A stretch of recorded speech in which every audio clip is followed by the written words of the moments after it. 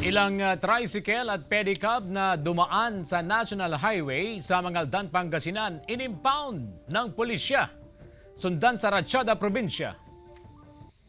Makikita ang mga na-impound na mga tricycle at pedicab sa labas ng Mangaldan Police Station. Inimpound ang mga sasakyan matapos mahuling dumaan sa Rizal Avenue sa barangay poblasyon na bahagi ng National Highway. Base sa DILG Memorandum Circular 2020-036, bawal ang mga tricycle sa National Highway dahil sagabal sila sa daan at nagiging sanhi pa ng sakuna.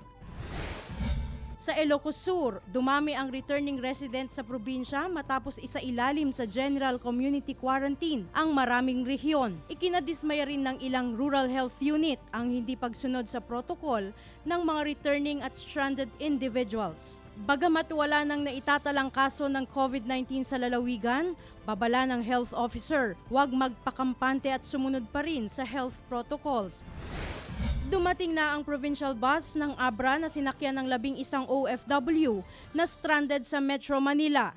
Sumailalim ang ilan sa kanila sa rapid test at negatibo ang resulta. Mula sa Tangadan Quarantine Control Point, sinundo sila ng mga lokal na pamahalaan. Dumiretso ang mga ito sa Municipal Isolation Unit at sumailalim sa 14-day quarantine at rapid testing. Glam Kalikdan Dizon, Balitang Amianan.